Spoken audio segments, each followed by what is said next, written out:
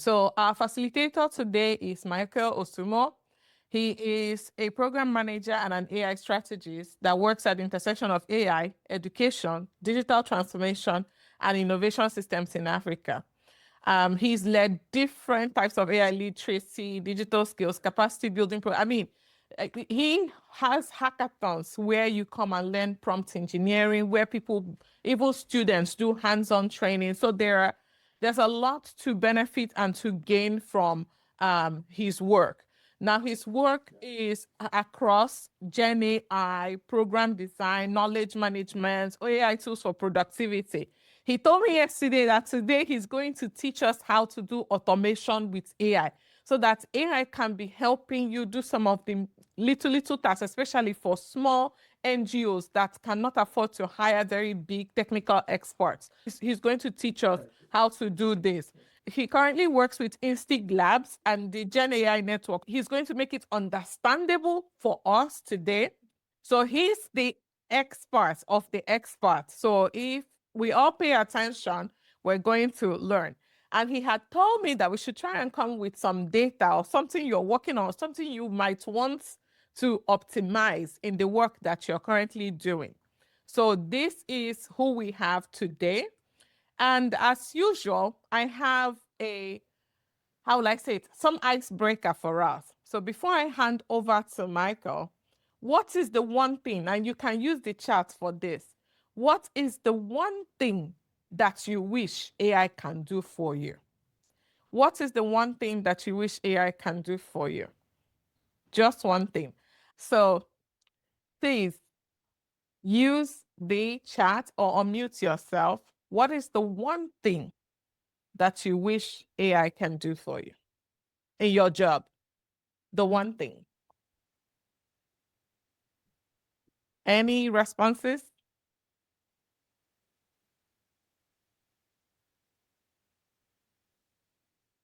Hi, Madam Adi. Welcome. Resource mobilization. Hi. Feel free to Afternoon, type. everyone from Nigeria here, Plateau States. Michael, it's nice to be here. For me, is to automate the systems, like the institutional system, if that can be simplified. Then another thing I would have loved to, if we can use AI to actually increase funding in the organization. So those are the kind of things that I think I'm just thinking on top of my head right now. If AI can support us to do that in the organization. So Thank you, Madam Adi. Yeah. Welcome, Mustafa. We have a question. What is the one thing you want AI to do for you in your job? I think to maximize my work, sometimes I may have, let's say, a basic or draft of the work that is not too refined. So most time I use AI to refine my work. That's it. Okay, great. Awesome. Okay, without much ado, and so that I don't take all the time we have for learning today, I'm going to hand over to Michael, and I will stop sharing my screen so that he can share his own. And like I said, have your pen and paper ready. We're going to do practical things today. So this is a training. And over to you, Michael. Thank you so much for that warm introduction, very inspiring. At the point I was asking if I was the one really introduced or somebody else. I'm grateful for everybody who turned up for this session. Promise, it's a workshop. So without, wasting much time since I've been introduced, I think I will skip this session that has my intro. So I don't know if you can see my screen. Today's workshop is titled AI for Impact. And the truth is that it's a bit of a, let's say, oxymoron when you say AI for impact, because the primary function of AI really is to change the way we do things. But the truth is, why it has to stand, on its own is that we must at all times try to differentiate what remains AI and what remains the human work. I will explain why I'm taking the time to go through this phase now, because as we see how automations work, we begin to see how a tendency to even become lazy. When this AI gets so good, there's a tendency to become too lazy. It's also a tendency to become too busy. So today's class is anchored around the survey that was shared, where we got responses from people around what their needs really are.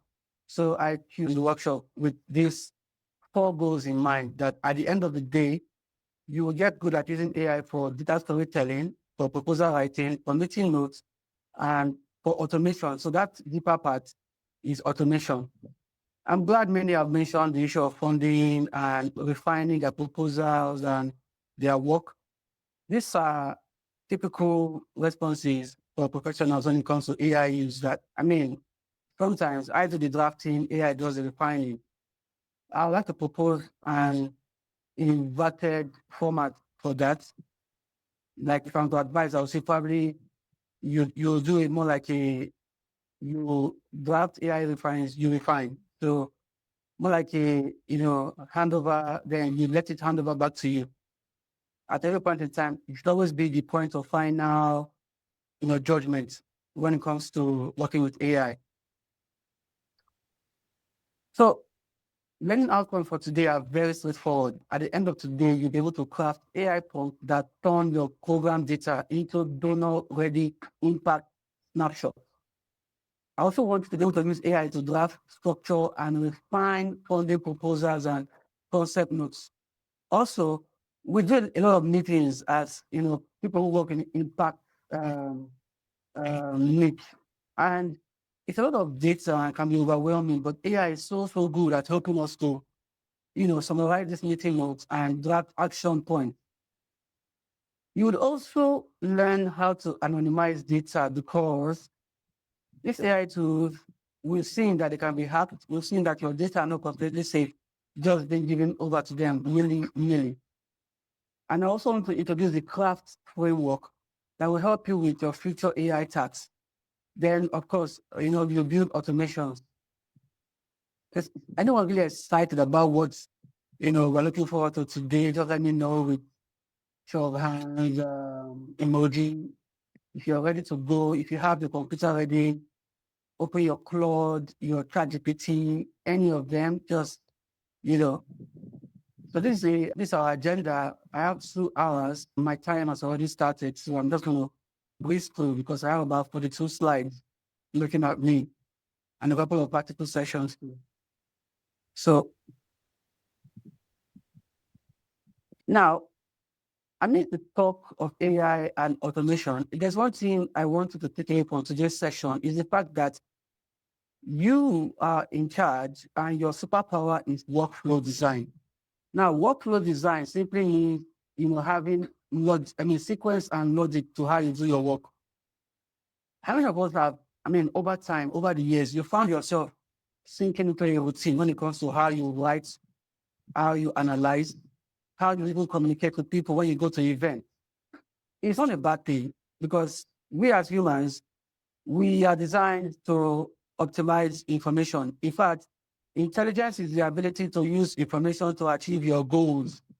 So when we say AI, we are simply saying using digital tools that you embed your information into to achieve your goals. That means at the end of the day, your superpower comes from your experience and documentation. So once again, if there's one thing you take away from today, is that you need to have workflow design and task decomposition systems. I'll go in depth into this, but just get this in mind as a snapshot. Now, there's something I call the smart worker workflow model, which is how I think AI works best for people. You need to have a job description when you work with AI, because sometimes you may have realized that when you ask it to give you something, it gives you generic answer.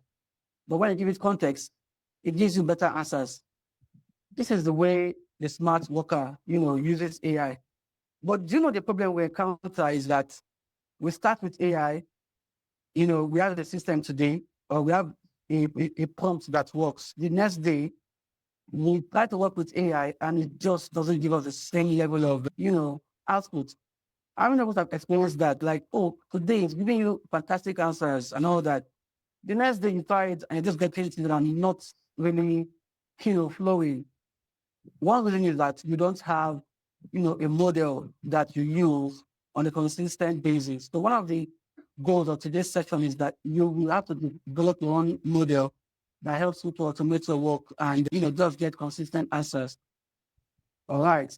So this model that we have is the smart worker, workflow model, and it has these 4 steps.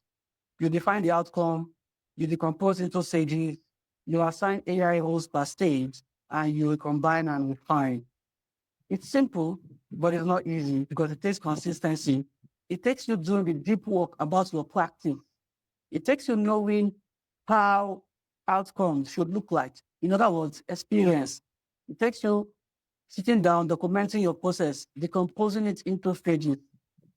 Let me stop here and ask on the house today. Do you have a process for writing your proposal? Anybody show of hands in the chat room?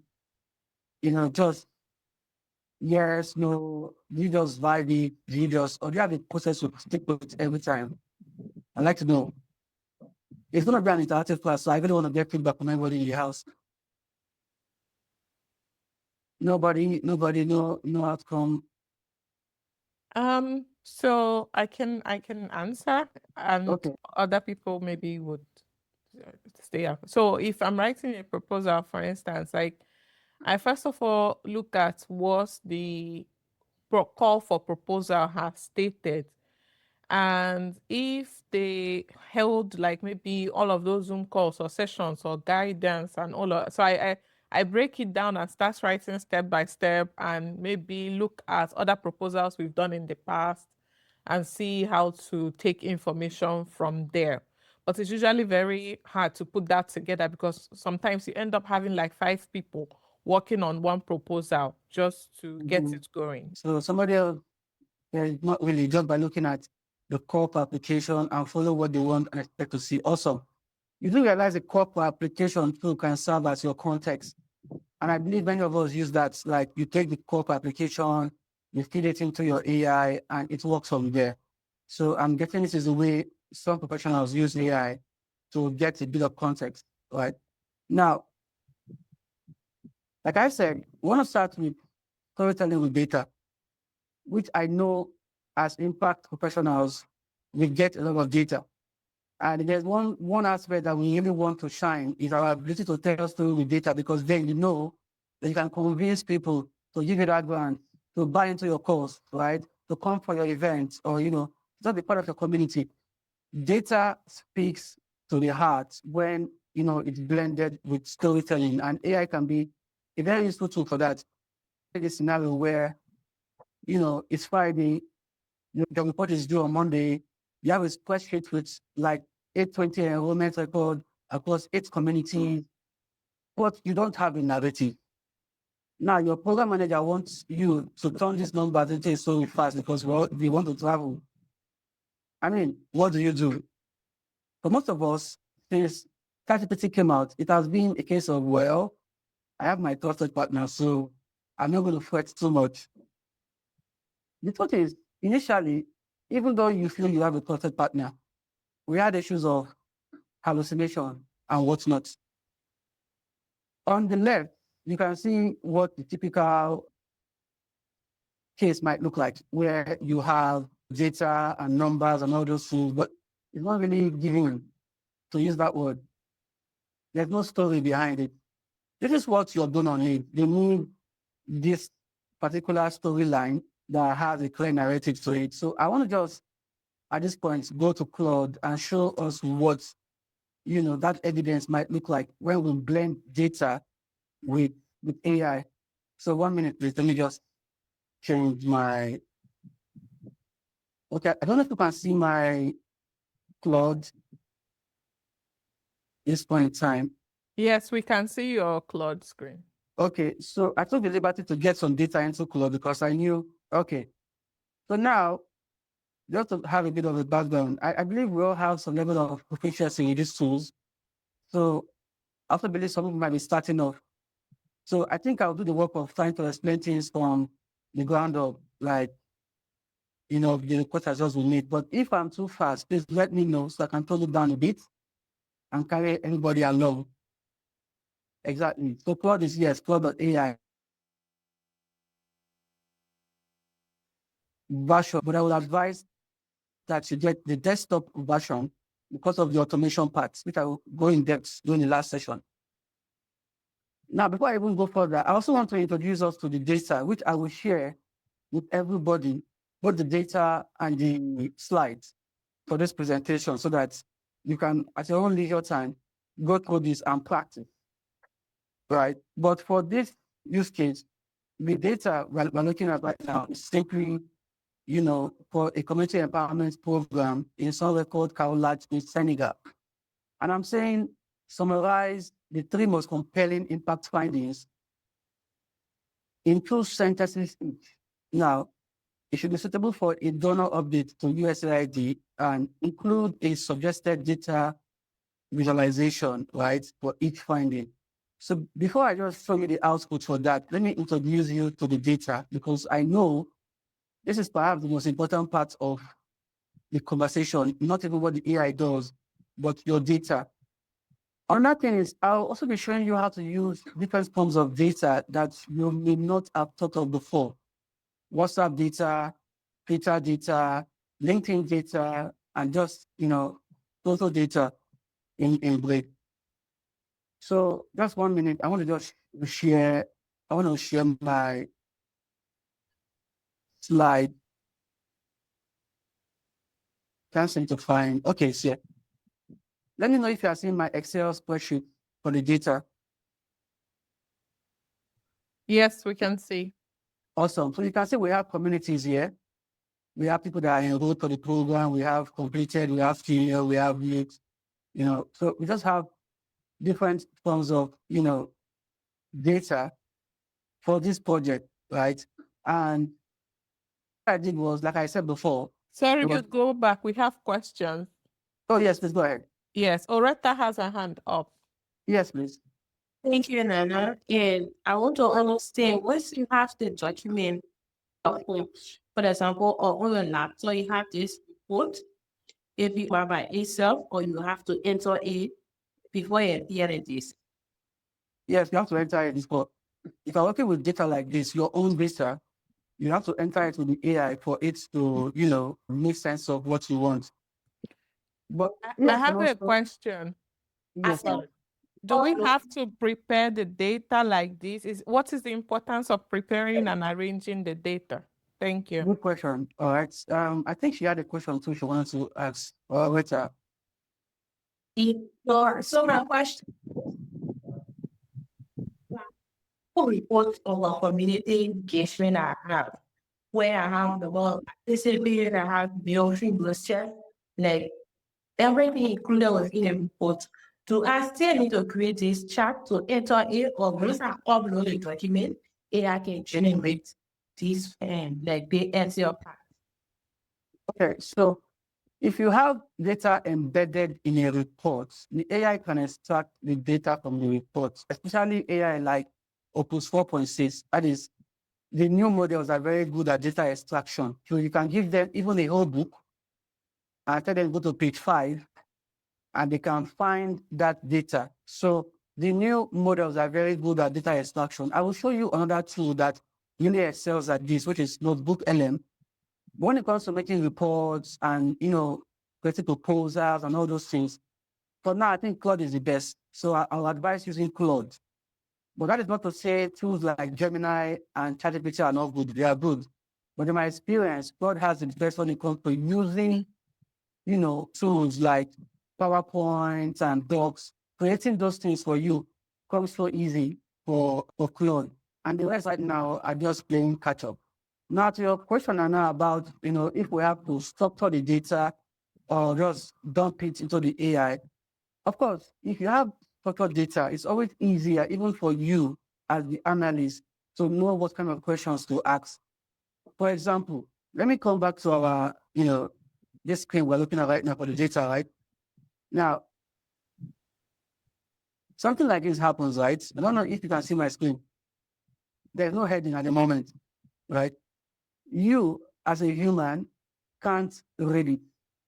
But you know that if I export this to the AI, it can read the text that is there, right?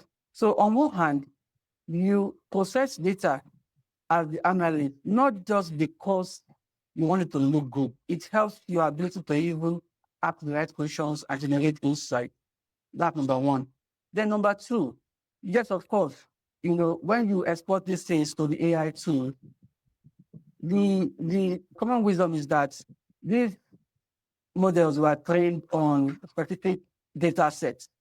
So when they are asked to build tables or handle tables, they already have training on how to work with this data. It's the reason why some of them are so good at images, whereas others are not so good, because the training data, right? So what the Chinese models are doing right now is they are doing what we call model distillation. They will go to the American platforms, they will try and distill their data or distill, the model, how the model responds to questions, and then use it to train their own system. So of course, data training, data handling, all these things matter for the both sides of the equation. But if you ask me, every time I always say, process your data as the analyst, make it as structured as possible. And when the data is not structured, don't sweat. AI can also help you with that. All right, so let's just jump back to Claude and work with this, data set and just see what, can do or what we should be thinking about when we work with. Okay, so I believe we're back to Claude. So we have that data and we came here and we say, you know what, here's Q1 data for our community empowerment program. And then we asked for visuals, right? So the first answer it gave to me was this thing you're looking at right now. It gave me the findings, right? It told me the three most important findings, which is 1, 2, and 3. But I didn't want to stop there because I said in my prompt, include a suggested data visualization type for each finding. Now, remember, I didn't say you should make the data visual. I said include the suggested type because you always want to be in charge of the decision making. You let it suggest, but always be the one to bring your knowledge to bear, right? So what did we do? When it gave me the answer based on what it saw from the data, then I said, create the scatter plot because it said, okay, in scatter plot mapping correlation, represent the data accurately, right? So it suggested a data type that I felt okay with. And I said, you know what, create the scatter plot, right? Then it went ahead and it made the scatter plot. So just in a moment, you see what that looks like. So how many of us can see what this looks like at the side of the equation, like of the window, right? So we have different communities. We have literacy gain rates. We have program completion rate, right? And you can see other communities here too that have higher rate. Now, when it did the plot, it didn't just stop there though. If you scroll down, you can see a bit of like insight. So it's not just analysis or visuals. It is very good at giving you insight, right? But you also need to be able to refine the output and say, you know what, yeah, you told me about the communities and the completion rate and all that. I want to see other forms of insight. And trust me, to go in depth and do that. Are we following? So at this point in time, you can see, oh, I can move from data to insights within minutes if I know the right prompts, the right questions to ask, the right, process to use. It doesn't stop there because there is now the question of how do I present this to my PM, right? How do I present this to stakeholders? So let me give you one step. If you come here, right, you click on publish artifact on your download. But I want to use the publish artifacts as your step now. So when you click on this, you see a link. You copy the link. You can send this link to anybody. You don't even need to have Claude, right? They can use this link to check what you've done as long as they have a browser. So let me come here and paste that artifact link here, and you see what you created and what it looks like and what you can even use to embed in your process. So you can see now at this point in time, if you want to create, let's say, a PowerPoint deck, it's as simple as, okay, you know what, I can screenshot this and put in my deck. That's one option. Another option which I like is you taking the link itself and putting in your doc, whether PowerPoint or whatever. So they can click it and come to this themselves and view the interactive visual that you've made, right? So I need to move faster because I have a lot to cover, but this is just a point of data visualization, using AI, using your own expertise to gain some level of, very cool output. If you have questions, don't hesitate, raise your hand. I may not see it because the way I'm trying to present, but I believe No problem. I'll be watching for you. Awesome. Then also, if you have, questions or observations too, that you may not want to talk, you can drop them in the chat. Okay. Yes, you can totally hyperlink this to reports because it's a link. It's a full web link. You can just drop anywhere and you can click on it and just go. So one more thing I wanted to touch on before we this particular use case is after we've done the plot, right? Then he said, okay, you know what, here's the plots and all that. Then I took a screenshot. Now, remember the first step we did was we exported the data and brought it here, right? In this use case, in this same chart, I took a screenshot, right? This data, a monitoring data, right? And I brought it into Claude itself. And I said, you know what? Using the attached monitoring data, grab a one-page evidence brief with key finding, context, what data shows, implication for programming, then use plain language suitable for a policy audience. I want you all to take notice of something. Notice how my prompts are structured. I'll go in depth on why I use this system. I have a system I use. And when we've done that, when we've made the prompt, it says, you know what, it took the data, this data, and it gave us this brief.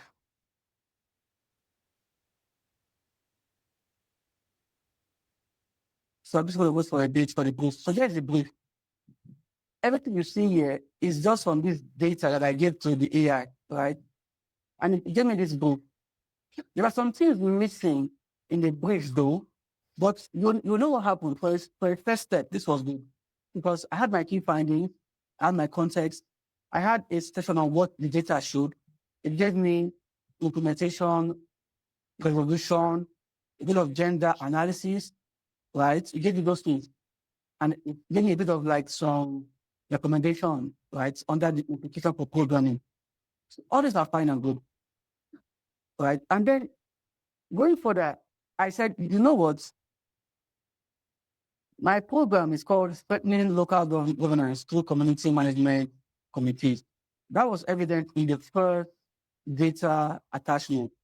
However, the region wasn't there, I believe. Then the point that wasn't there, yeah, that's the one I think got it most. So I gave it more context, right? Give it more context to the first prompt. And then it went ahead and created the same group and then added the context that I gave to it at this point. And if you notice something, right, the brief structure remained, right? All it just did was, you know what, yeah, give me more context. So I'm going to just find a way to add, like, it is funded by the Swiss Agency for Development. Something that went in the first one, you can see it here now being added. So this is just step 2 when it comes from data to brief. We have done data to visual. Now this is data to brief. And I do caution that, yes, AI can do fantastic job when it comes to showing you the kind of things you want to see. You still have to take responsibility for double checking the outputs. Because sometimes it might make tiny mistakes like maybe miss the gate or maybe miss a bit of the percentage. So you still have to do the work of cross-checking it for some of these things, right? All right. So let us just jump back to our presentation and, so try to present my screen and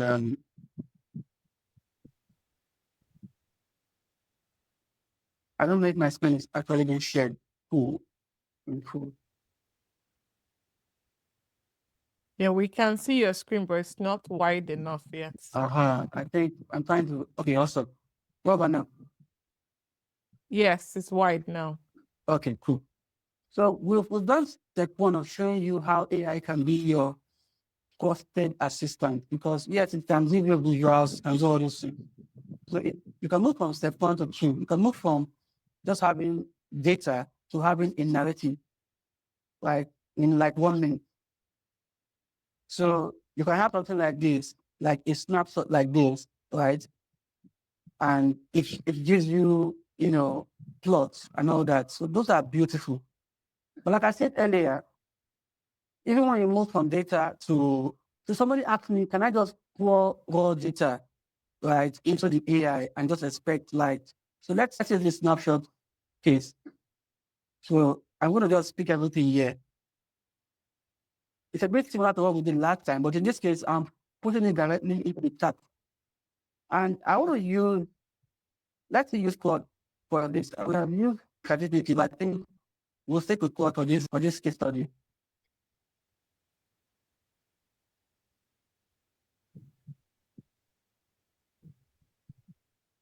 So I took that whole thing. So you can see it's a bit, just your normal CSV data. But notice something. I said, here is our Q1 2026 program data for this program.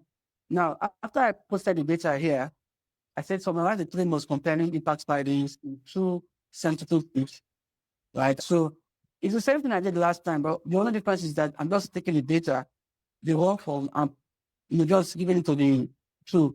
And it's going to give us pretty much the same answer. But one thing I want to show you now is the refinement process, where when you get something the first time, you can't stop it. The first answer is most times not the best.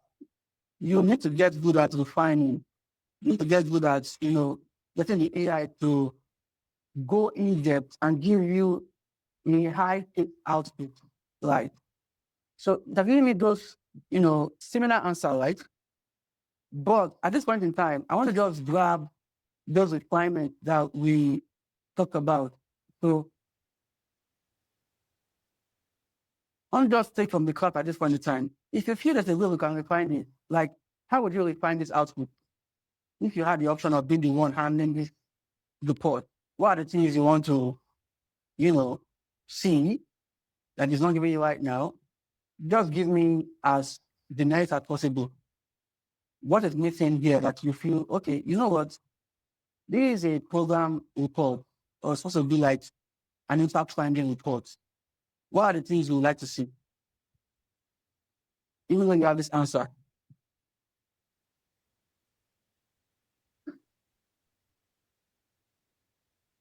So, do you want us to answer? Yes, I'm looking for some answers. Okay. Please, my people, you have to engage. I didn't hear the question very well. Okay. Okay, so I said that as somebody writing these reports, and you have this feedback from the AI, remember, we asked it to summarize the 3 most compelling impact findings in 2 sentences, right? Given the data. And then it gave us the response. So it says the 3 high impact findings are this. So exceptional program retention and gender inclusive at scale. Then number 3, measurable literacy gains linked to program fidelity. So my question was, of course, you won't stop here if it was, you writing this report. What are the things you want to see from a report like this? So for me, not to waste our time, on that. Number 1 would be something like this. You want to change the audience because, of course, the first time we asked it to make the report, we didn't really give it, like we said, it's a donor update. Donor update to USAID, right? So we didn't really say, okay, this report might serve a broader audience or another audience. So when you get a report like this, or you get an output like this, you always have the opportunity to change the recipient. Using a simple prompt like this, rewrite this for a community audience, not donors. Replace percentages with concrete numbers of people. Use simpler language. So that is one area you can easily refine AI output. You can change the recipient. One would be the format. Because we said, give us include sentences, right? Now, when it gives us the output, we can simply say, you know what? As you said, maybe some results may be list or that will impress the reader. Exactly. And that is the reason why you must always come to AI with your own expertise. Because trust me, if you don't know the data well enough, anything it gives you, you just see it. And that can be very dangerous. In fact, it's a case where a prof had an assistant handle their conference reports, and they just dumped the whole thing to AI. It looked good on the surface. In fact, when she saw it, she was very impressed. But when she started going through the data, she was like, whoa, this is not possible. Like, there's no way, this particular data would have been done by us for this case, for this study. So what happened was the AI had gone, taking liberties, and just, giving it its own spin, right?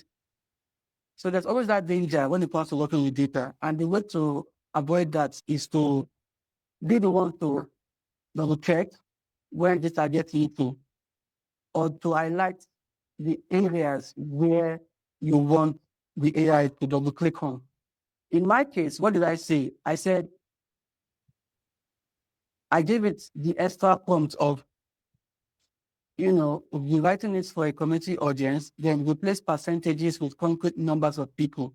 Use simpler languages. So this is the output we got, right? We still got 3, but right now, instead of percentages like we got in the first one, hope you can see here, we have percentages here. We have some high-sounding formal languages here. Instead of that, in step 2, we got what? We got simple language. For instance, in number 1, it says most people who started the program finished it. Number 1 here was what? Exceptional program retention. There's a big difference between both. And the way we got here was by saying, give us simpler language. So number 2 here is gender inclusive reach at scale for the demo report. For the committee report, it says women made up the majority in every single community. And the way it explains it too is different. It says roughly 430 of the 9 participants were women, and this was true everywhere, not just in 1 or 2 villages. So in this village, about 65 of this. So it breaks it down in very simple language. But in the first donor report that we used, the first output we got, remember, I said female participants account for an estimated, this percent, and then the language is just different. But it's the same data, it's the same AI. What changed? The prompts. What changed? You took the extra step to refine it, right? So be very, aware of this when you work with AI. It's still down to you to use properly structured prompt, proper refinement to get to the heart of what you want. Now, this is step 3, still refining the same approach. I said, now turn these 3 findings into a 100-word narrative paragraph I can paste into our quarterly news letter. Let's go. Wow, time flies.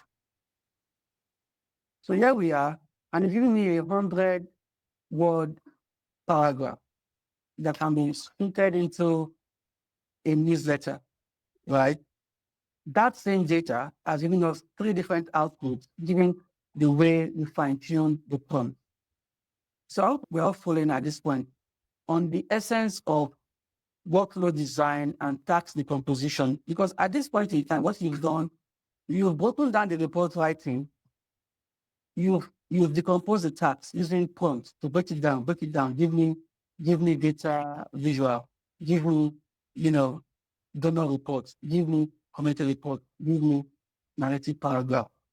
And that's where I feel everybody here should work with AI. Don't just lump everything into one prompt, thinking, oh, you know what? I don't have time. How does I get everything once? One, it confuses the AI itself. Two, you will never get the best output. So it's not in your best interest to, move like that when it comes to working with AI. So I have a little particular section here where I said, I give a case of you are the M&E officer for a health outreach program across 4 districts in southern Senegal. The Global Fund wants a mid-year impact summary. Use the health data from the handout. So I'm going to send you a handout after this session, all the data we use, and also this slide. But I want to pause here and just ask us, don't overthink it. Just type it into the chat box. Given this, brief, what the kind of prompts you would use if you had the data and you wanted to, get an output. Don't need to overthink it. Just tell me what you would do. Tell me, just like the prompt we use to solve this, to get your data storytelling. So I'll give us like 2 minutes to just do this task. Then we'll just kick off. We're supposed to put our answers in the chat box. Is that what you mean? Yes. Okay. Yes. The Zoom chat box. Okay. Nobody has given me any feedback yet.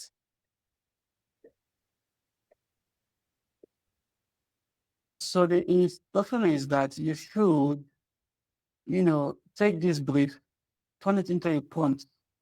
Given all we've learned so far, take this brief and tell me how you will prompt either ChatGPT or Claude or Gemini, anyone you use. Tell me the prompt you will use to get this, right, this done.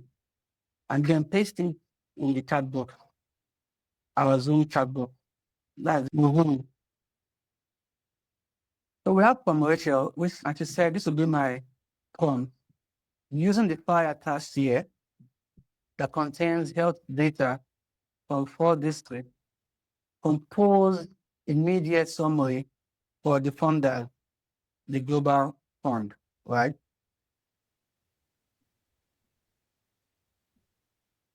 I feel like as far as prompts goes, that works for this case. There might be 1 or 2 things I would add, but let's keep it simple. Let us move on. Summarize the 3 most important things in this health data for a donor update to the Global Fund, focus on vaccination coverage and maternal health. 2 sentences per finding.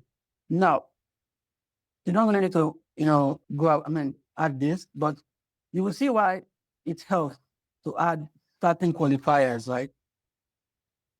Because in our brief, there was no mention of maternal health or vaccination coverage. This is where your contextual data comes into play, where your experience comes into play. Because you are the one who knows what your advocacy or what's your project, what the focus is about, right? You might have the best prompts. Doesn't matter. There are aspects of the data that interest the financiers or the funders. And your prompt should try to speak to those things as much as possible. And of course, therefore, you want to read the output. Is it accurate? Would they find it compelling? Let's pause here for a bit and ask ourselves this question. How many of you have noticed that most times when AI gives you a response, it tends to feel generic, right? It tends to feel, initially, it always feels bland, right? That doesn't mean AI cannot give you very compelling output. No, but by design, it's meant to not give you, emotionally charged responses, right? So what I'm stopping here now is the ability to get compelling output rests on your shoulders as the prompter, as the expert. And the way you get compelling output is one of the key stats or one of the key lessons from this session. I've shown you, through some of the tasks we've done, a way to do that, which is through data visuals. But in the next, couple of sessions, I don't want to show you how you can get your own style and stick with that style consistently with AI, which is, I think, where most people really want to double down on. So you have proposals and you want to just move from proposals to, your output or, your own submission. Okay. Now, this is how you get consistent answers. And it's also how you maintain a good level of individuality. I call it the CRAFT framework. You can use this across different AI tasks. C is for context. I've said so much about context, right? And for proposals, because we have requests for proposals, we have sometimes quotations, they always give you their brief. And you can use the brief as your starting point. In fact, you should use brief as your starting point because then it makes so much sense. One area people miss most times that I've found is this issue of giving the AI the role.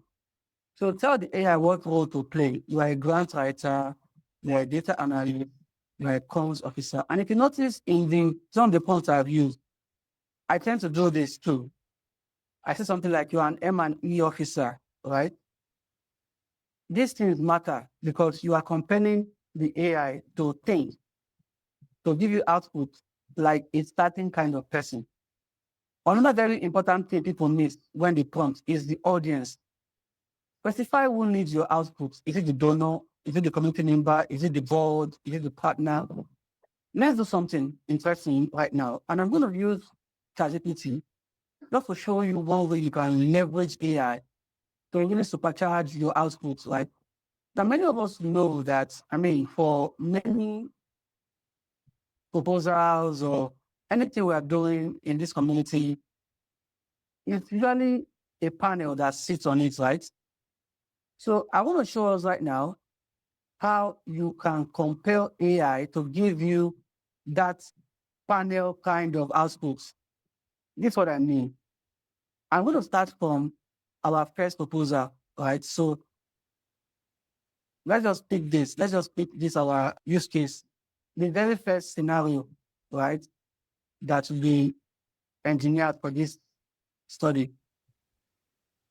So I'll be fast, copy and paste. So I said it's Friday afternoon, and I'm saying my donor report, is due on Monday. I have a spreadsheet, but no narrative, and my program manager is traveling.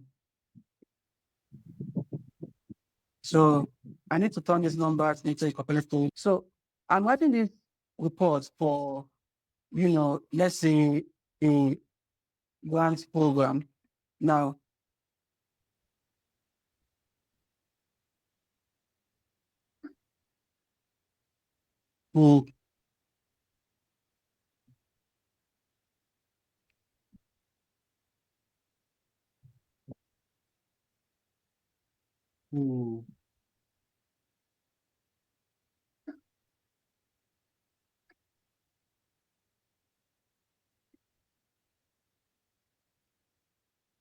so look at this second part of the prompt, right?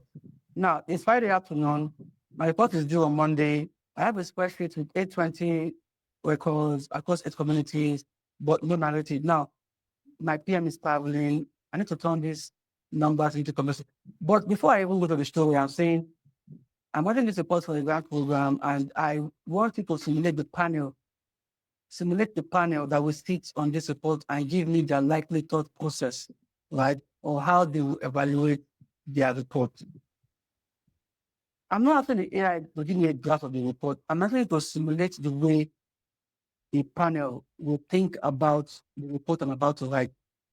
Because the challenge sometimes is this: when we are presenting, whether it's an internal presentation or whether it is, to external people, your ability to compel rests on your knowledge of how these people think and feel. Because when you speak to how they think and feel, you can use examples or cases, right, that now touch some of the pain points they might have brought to that session. So now we can see from these points that we now have a panel before we even do any work, before we even do any presentation or anything, before we even do any analysis. We're already thinking like the people who will review our work, right? Now, of course, it's always good to come to work, to come to presentation and analysis with your own level of insight. But you always need to think about the other person too. And AI is very good at doing this. If I'm going to go to the WhatsApp data party, you see that AI is so good at simulating, human cognition. That is probably a problem at this point in time. It's been downplayed, but it's a problem. But it's a double-edged sword. It's like a knife. You choose to use it as a weapon or use it to cook. That's where I stand. So you have a responsibility for responsible AI use, which we'll put on too. So let's sink into this prompt at what we get. How the panel will likely think. The grant officer is thinking, did they do what they promised? So this person will check the alignment between the proposal and the report.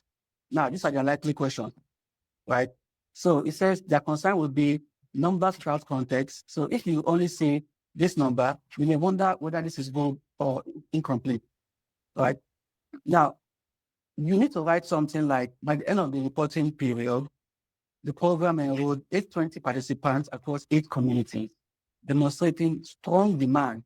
So it gives you something you should be thinking to present to this particular person. Then the M&E person will be thinking, can I trust these numbers? Because of course, they are doing monitoring and evaluation. So yes, they're all about us, right? And this is the most dangerous evaluator because, well, they really care about data credibility. So these are the likely questions they will ask from your reports. Are they duplicate? Are fields complete? Because somebody mentioned missing data. Are communities consistently named? Because this person will be thinking, oh, this person didn't use AI for their reports and just, dump it. So you need to double check. Is enrollment the right metric? Are there demographic breakdowns? So thinking like the M&E person right now, your report should include a note about the enrollment data set that was reviewed and cleaned. And then you want to give them process because this is all about process. So I want to jump this session because it can really take so much time. But I believe we all get the gist and what we should be thinking about when it comes to, trying to think like the panel before we even start work, because this can give you a whole level of, it gives a level of insight and, you are just more compelling because you are thinking not like one person, but like a whole group, right? So we went to the fair professionals, we went to M&E, we went to the finance compliance person, the journal rep, and all that. So at this point, I want to really touch on a point that was raised in-house with regards to being focused on improving our work, as the point raised by Remigius, right? So, and what I was going to point out is this: the tone, the prompt, everything you learn here are frameworks. They're not meant for just donors. You can use them even for just yourself. Sometimes you might see a past work you've done. You should be in the habit of bringing it to AI and brainstorm on it with just yourself. And a good way to do this is by having a framework like CRAFT that lets you think about the context, the roles, the audience, right, the format, right? So all these things are things that they don't apply to just one use case. So even if I thought on it today, you still have a responsibility to apply it to your own use case, right? So that would be my own cop out, that it's going to be you that will do the work eventually of application. So moving forward, somebody has something to say. One is lazy. So we stopped at CRAFT, and I showed you how to use, panel, like something like I call group think. Before you even do any work, put yourself into their shoes and then sometimes work backwards, right? Work backwards. So then one thing people miss a lot too is tone and task. So it's a hard thing really to think about tone when you don't know. I think that's one other good thing with that last one. Because the tone was clearly laid out in the response. That this person would think like this, this person would think like this. These are the kind of, output they're expecting. Right. So this on our live demo case using a concept note. And I believe that, the joy of learning is application really is saying things change. Now that we have CRAFT, moving forward, we want to think using CRAFT as a framework for how we approach scenarios.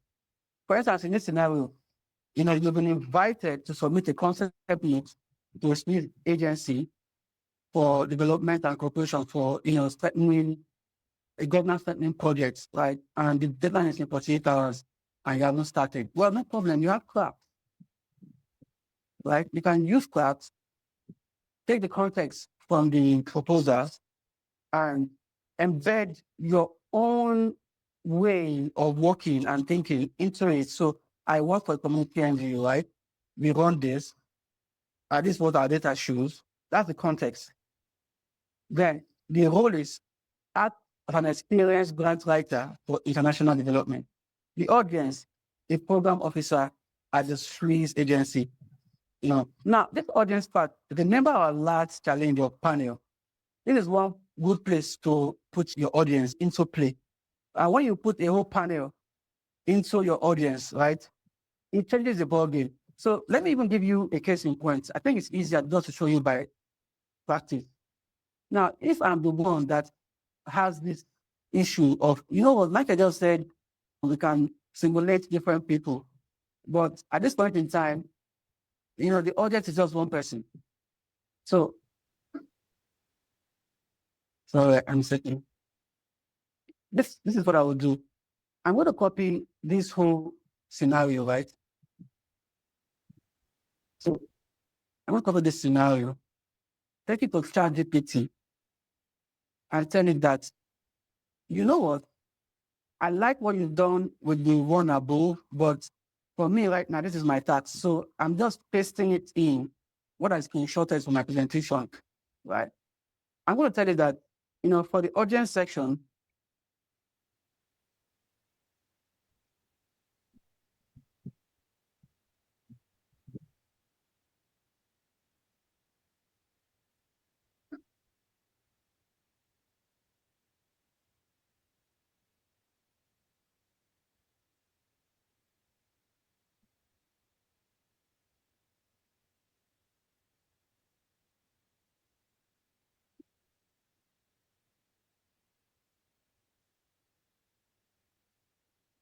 simple, right? So we have like a brief more or less, and I'm like, you know what? Okay, I just want the AI itself to be the one doing the audience part. Now, it's right for a grant review panel at the SME agency for development and cooperation. The likely reviewers include this. So 6 different persons, right? Still the same craft, but now we've leveled up the audience in a way that when we get an output, thinking from these different dimensions, and your output will be so robust than just writing it for a program officer. Do we now see how prompting changes our output and changes the result that we get? So it's not enough to just say, oh yeah, I have CRAFT. CRAFT is good, but apply CRAFT to how you work. And this is one way. Let AI be involved too in the process. Right.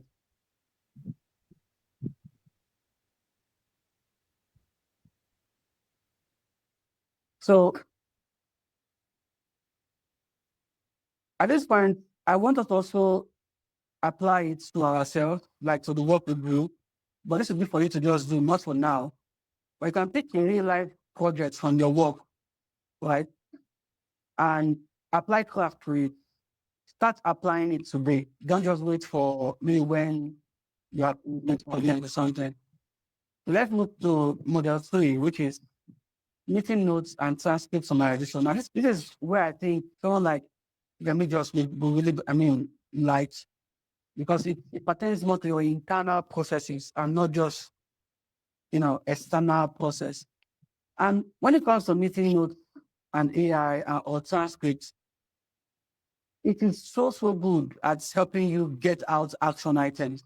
In fact, if you use any of these meeting note recording tools, like Fireflies and co, you'll find that they have these things already. But to me, it's a waste of money if you can get your meeting notes and your transcript and you use a tool like Claude or ChatGPT. There's really no point paying for Firefly and co. So how do we do it? So let's say your monthly coordination meeting has ended. 6 staff members discuss Q1 data, at-risk communities, a donor visit, and a budget gap. The transcript is 4 pages.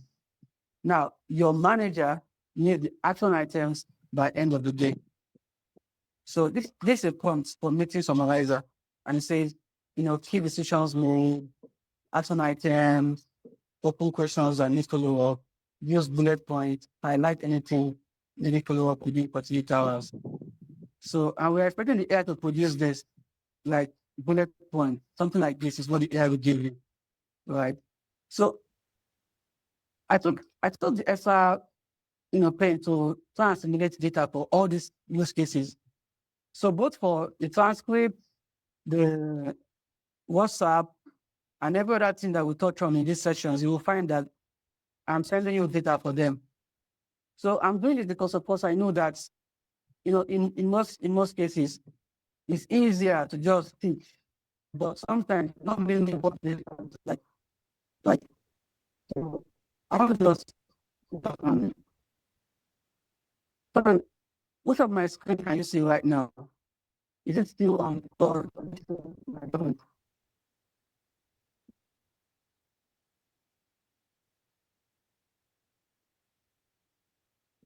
We lost you for a bit, actually. Oh, wow. So where was the last place that you had done? The network was a bit modeling. You were. Sure. So, but did you see where the source meeting transcripts and? Yes, where the prompt, where you gave the key decision and all those 5 points. Okay. Yeah. So I saying something about I got the data itself. Okay. Somebody is echoing. Please, if you can mute yourself. Okay, thank you. So I got a meeting transcript data, simulated, of course, which we're going to use for our practice. So I don't know if you can see my screen right now, but it's showing on section 2, meeting transcript, right? And I'll just copy the transcript and then we'll take it to another AI tool. Right.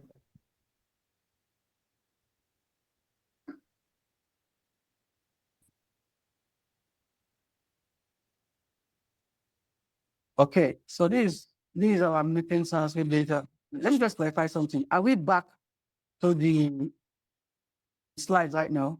What's showing up on your screen? Yes, we see the slide. Oh, okay. So when I change my window, it changes with you too, right? Sorry? But like when I change my window, because I moved from the document. Okay, so I may not need to worry myself about changing the screen then. Now, is it showing you my ChatGPT right now? Yes. Ah, awesome. Okay, so let me just go one better. That's been thing moving from window to window and sharing. So I want to just take a step back. I think we stopped at meeting note transcription. And I said, all we simply need is, a summarizer prompt. So key decisions made, action items, and open questions that need follow-up, right? So let me just copy that transcript. Let's use ChatGPT for this because it's also a very good tool. So I pasted the transcript here. All you can see my ChatGPT window. Now when you paste the transcript, I mean, as simple as coming here and copying the summarizer prompt. But do we notice something now? If I just paste this here, right? What is missing? What is missing here? Anybody? I took a prompt. It makes sense because it's a summarizer prompt, right? It summarizes this transcript. But is there something that's missing?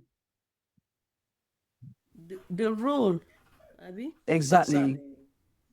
Exactly. So even when you're doing something like this, try and use CRAF. Context, role, the audience, right? The format, tone on the task. So I took a summarizer prompt. It's fine and good. But I didn't use CRAF. Right? And let's see what happens when we just do this. So simply use that prompt, and I said, you know what, just no explanation. Now let's pause and notice something here. One of the best ways to really know to really up your game when it comes to AI is to think like the AI. And thankfully, they show us to understand how they think. So click on thoughts and see what happened when I posted that prompt. It says, okay, reviewing deadlines from this. It looks like the user wants me to focus on follow-ups from a meeting on April 18th and highlight deadlines within 48 hours. The deadlines mentioned are mostly by Friday and next Monday. I will make sure to reference the file and include bullet points for clarity, right? So upward the AI tried, it took our prompts, it made sense of it, it gave us the action items, the key decisions made, right? So you can see bullet point number 1, number 2, number 3. They were all written here. But of course, there is no role. It's not thinking like the manager, right? It's just giving me straight up the transcript from that particular meeting note.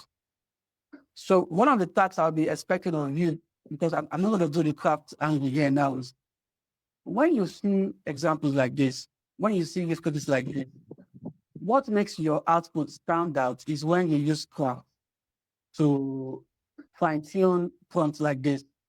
Okay, just to make just this one use case as an example, I'll show you how I would embed craft into this.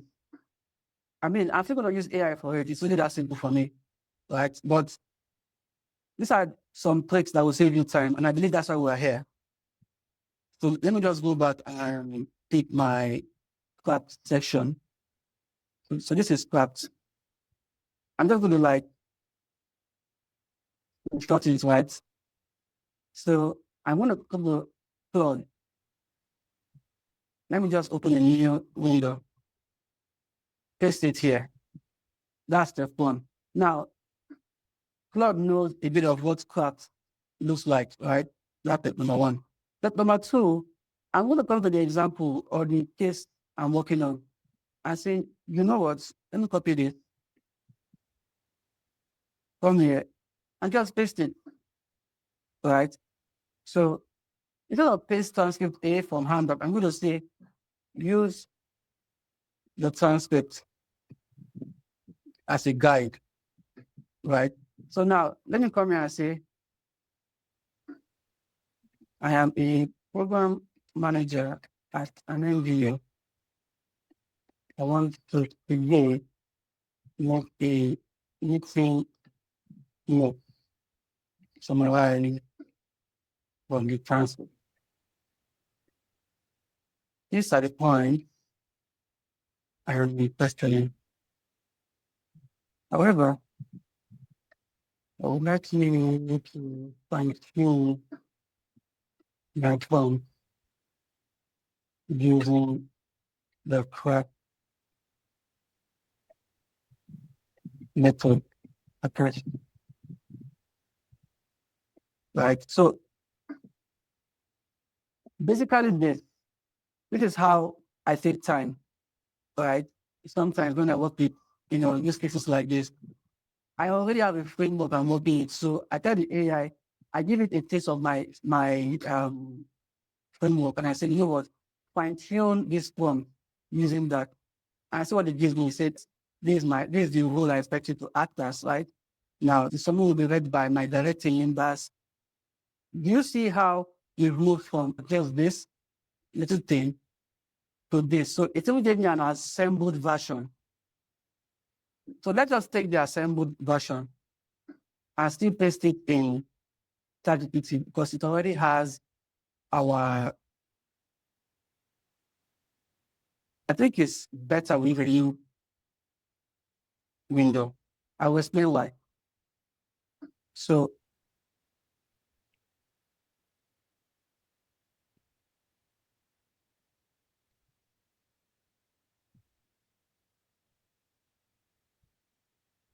Just to mention that we're almost out of time. We have about 30 Oh. minutes left. So, thanks, Larry. yes. Okay, let me rush to automations. I think that would be better for everyone here. I think you can ask people to vote on which section they want to focus on. Okay, so do you want to focus on WhatsApp data analysis or AI automation?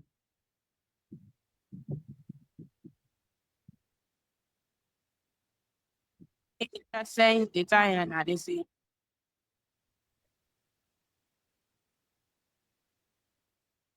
Sorry, I didn't quite catch that.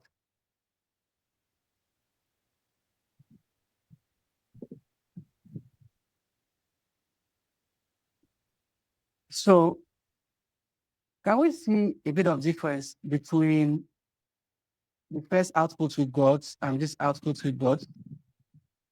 Already the action items look a bit sharper and cleaner. You can see names being mentioned, bold lines, priority, open questions. It's not like the transcript data changed. No, it didn't change. All that changed was we used CRAFT to craft the output, right? And it serves you every time. It makes your result come out looking better. So there's really no reason for you to just skip the gun, and there's no reason for you to even just overthink it because it works, right? So let me just jump back to because we're sort of time. I would jump the focus group analysis part and let's move to WhatsApp data AI, and then we'll just jump. I think someone said AI automation. Yeah, but just Please, who wants to, let's take a vote quickly and use the chat.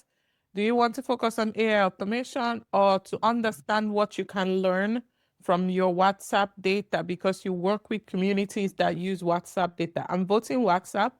Someone voted for AI automation. Hadia Kafayat voted for AI automation. Other people, what are you voting for? We just have 1 minute, quick in the chat.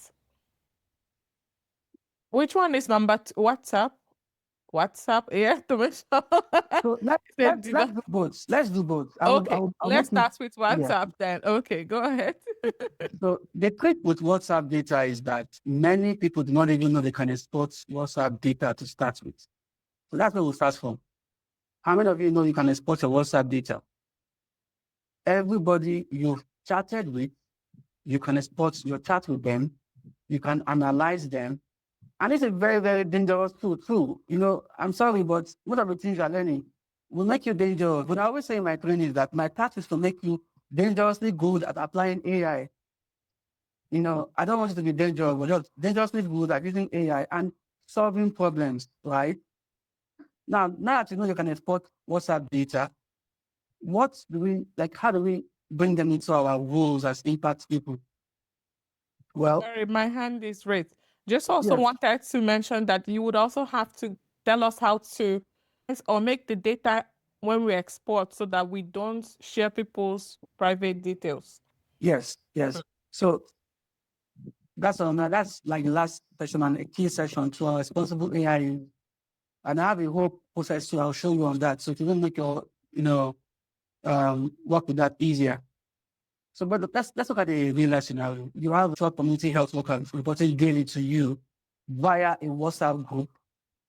Over the past 3 months, the group has accumulated 1,400 messages. You can't deal with all this. Now, your PM has asked you to, what are the most common field issues? nobody has time to read your messages. What do you do? Of course, you move to AI. For those who may not know, yes, you can export AI data.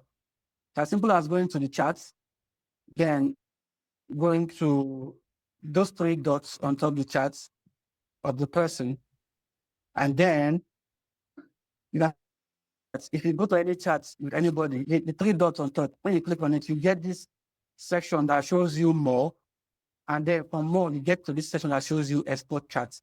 Don't know if that was clear, but if I just to repeat it, go to any chat with anybody, you know, any group, anybody you are, click that three dots that is just by the phone signal, the phone icon. There's three dots there. Then you click on more, and when you click on more, you see this section that has reports, block, play chat, and export chat. And then you click on export chat. Now, when you click on export chat, you click on either Gmail or wherever you want it to export the chat. That's the way you get it. And also remember, do not export with media because the file might be very large. So just use the text. The text is more than enough, right? This is a prompt to use for WhatsApp analysis. So of course, I want to show you how to work with WhatsApp data, and we're going to use Claude. So I also did a simulation of WhatsApp data too for this. So this is what WhatsApp data often looks like. It's not just pretty. It's usually you see, lots of data and sometimes emojis and all that, right? It is WhatsApp data, right? Can we see it now? Yes, we can see. Okay. So this is a group chat. This is what it looks like. So just copy all this.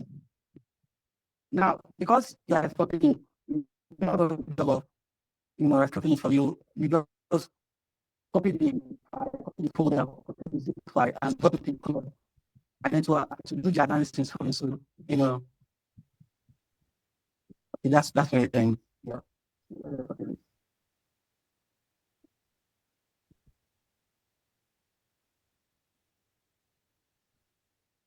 So I'm going to go to Claude. All right. So as simple as saying, since we have the prompt, I'm copying this here. Can you see my Claude though? Can you see Claude now? No, we don't see it. Oh my. So then, okay, no problem. Let me come back to it. All right. All right. I think maybe because you're not sharing the whole screen, you're sharing the documents. Oh, Now we yeah. see you. Yeah, no problem. Let's just work with it. So this is the prompt I'm using. It has the context and everything. So yes, unexpected WhatsApp conversation from our health community group covering this day. Now, I analyze the messages and produce the 5 most frequently reported speed issues. See, just what our manager wanted, right? And then just want to say, okay, you know what? Let's go. So God will take his time, go through the WhatsApp data, and he's going to give us all these things. Now, for some, this might be our first time using WhatsApp data. For some, maybe not. But here's the potential here. Beyond just what you are being asked to analyze, you can analyze people. So I have a background in psychology, and I mean, we've known for a long time that with social data, you can predict people's behavior to a good extent. Who they vote, who their partners will be, stuff like that. And I mean, in 2016, that was what those guys used to help Tom with his first victory.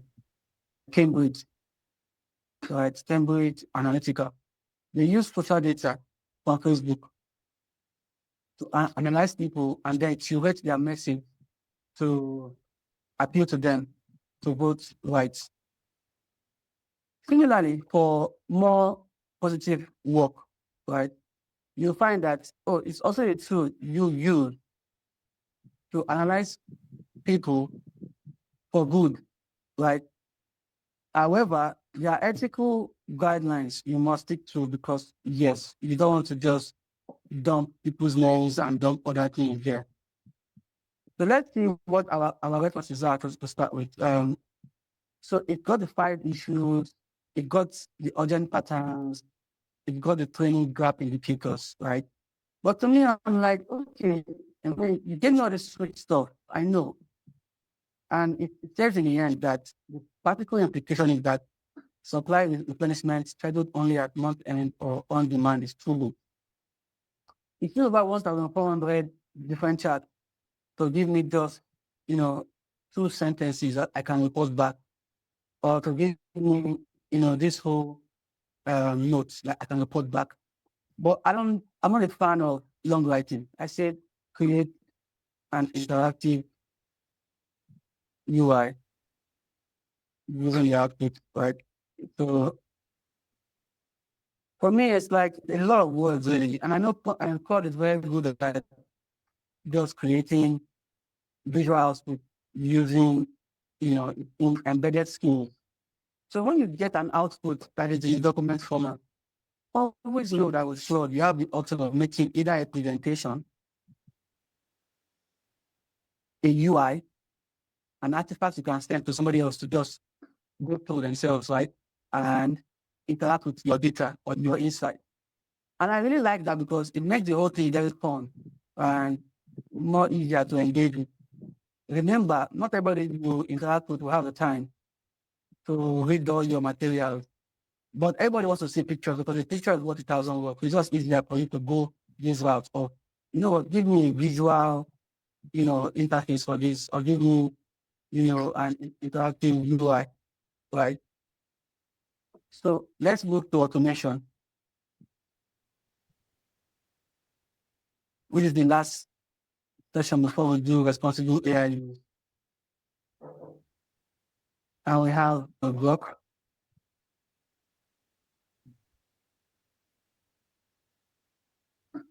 So can we see my slide?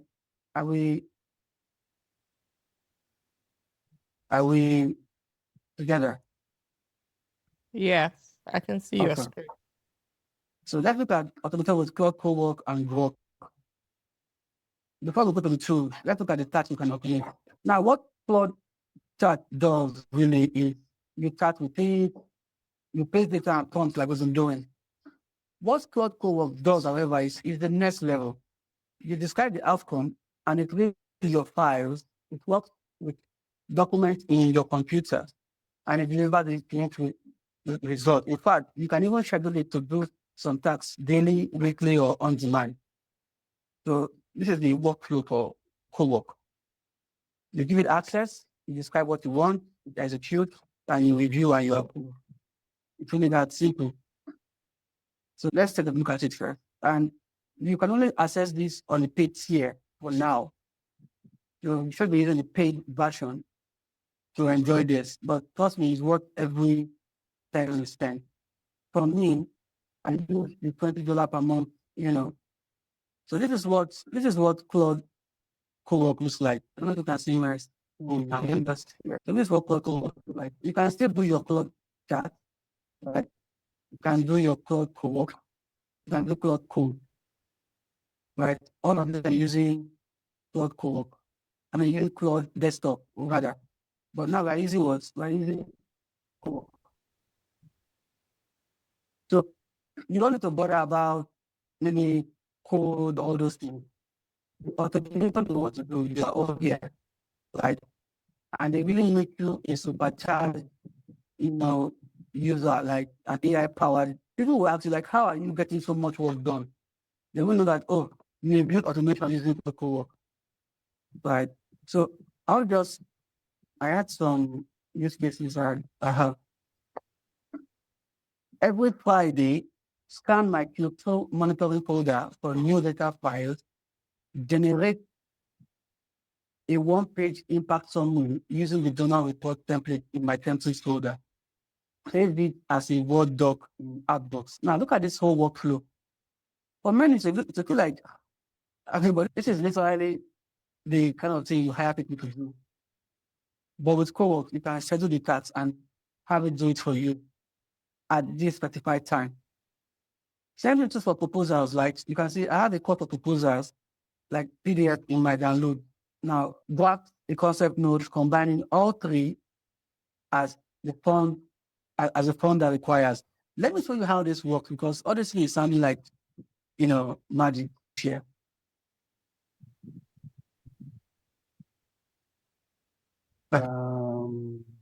Okay. I was I'm also trying to- wondering, is it Okay. possible for us to also take the responsible AI use because it's important before we run out Yeah. of time? Yes. Okay. So let me just skip to the last bit of automation because I'm gonna drop the Grok bit right now and just show everybody the Grok bit. Then we'll move to that. For those who said you want to use AI for your grant, sourcing, process, this is how you do it. You can use it. You can use Grok to do that. You simply create an automation that every week by this time it looks for grant opportunities in this region. It includes the name, deadline, and amount. So, of course, I believe in just showing you everything. So I have to show you this one. I can't skip this, even though we don't do the other one. So this is what this one looks like. And it's pretty simple. So some people just use Twitter for, oh, it's just Twitter. No. First of all, let me show from the beginning. So when I click here, you can see this tax, right?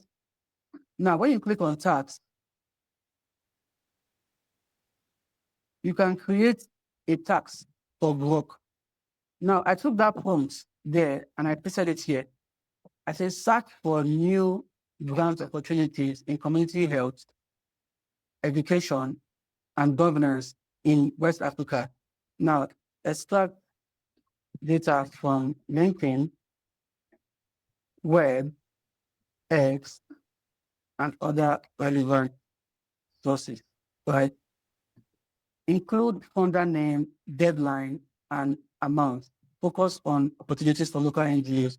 I can have it give me this every day when I come and say, you know what, every day by 7 p.m., I want you to send me this report, right? Then notify me by email and the app, right? So, I've wasted my daily limit for, creating tax.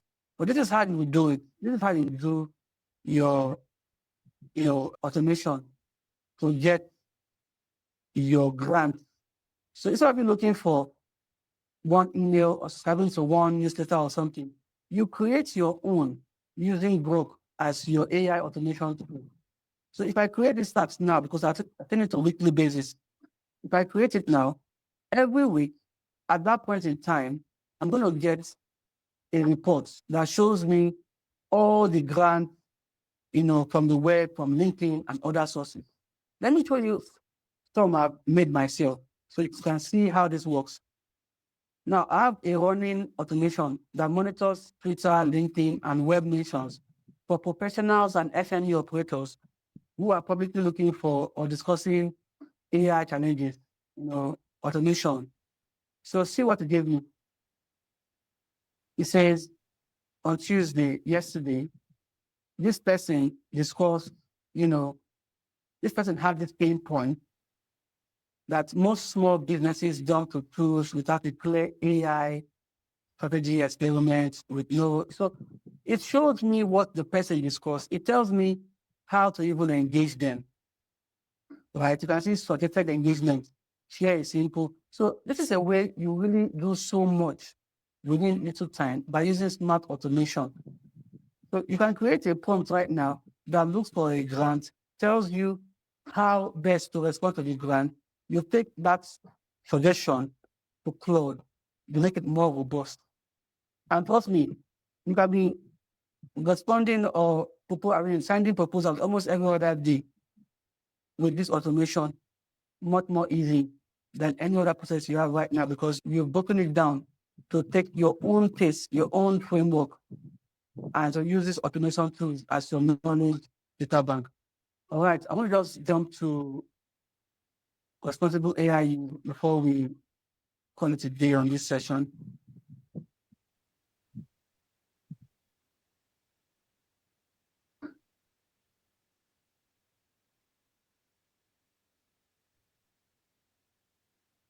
So These are non-negotiables.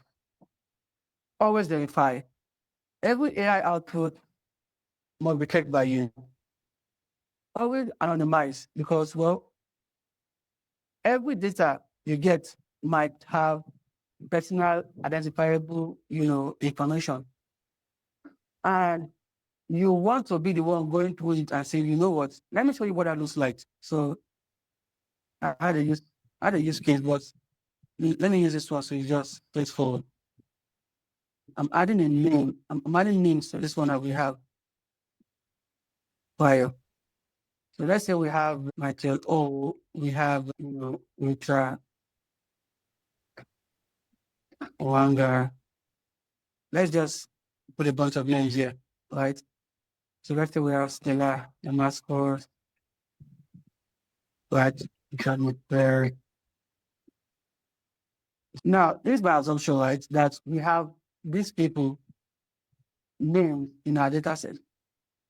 You really can't just dump it to the AI, knowing fully well this is personally, identifiable information.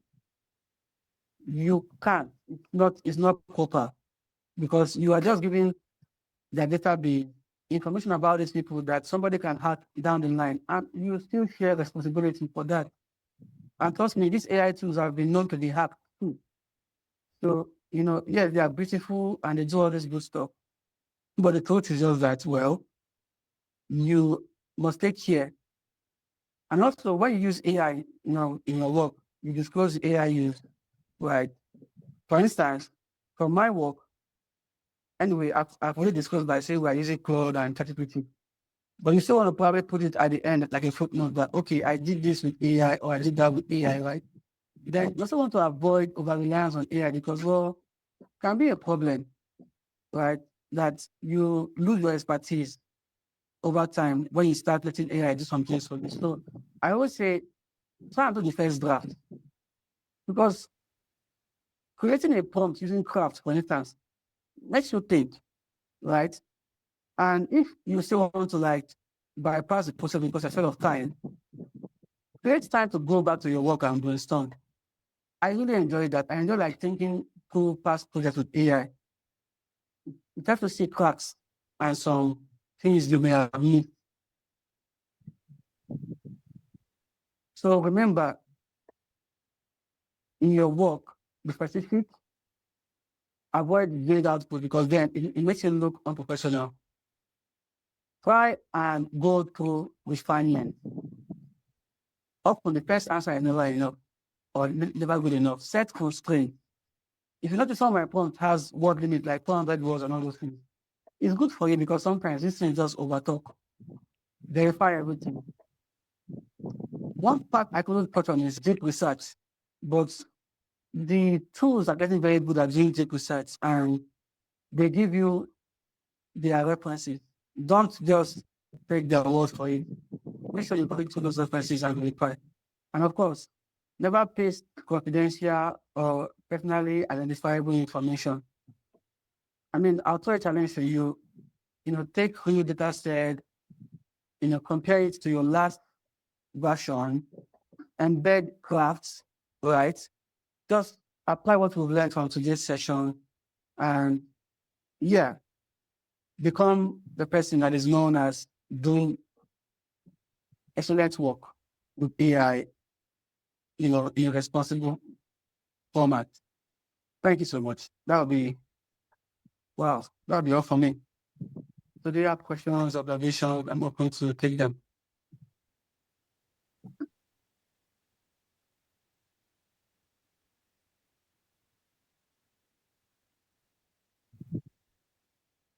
Okay, all right, thank you.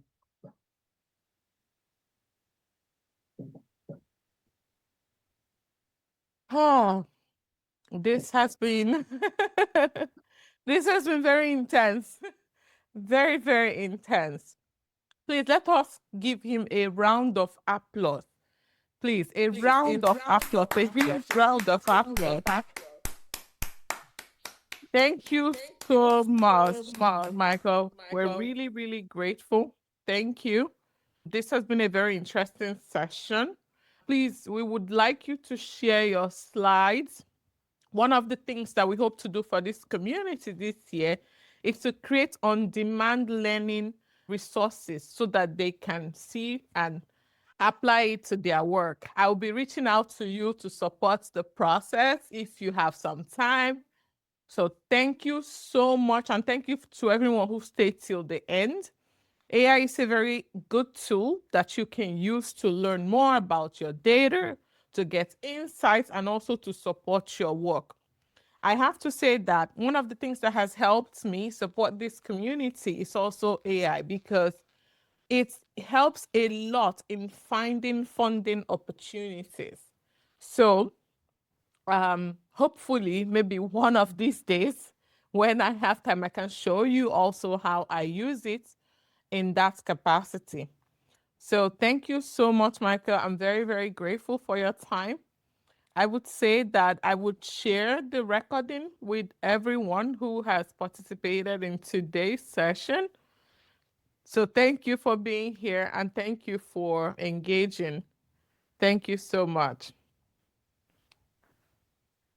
All right. Have a wonderful rest of the week, and see you next month. Bye.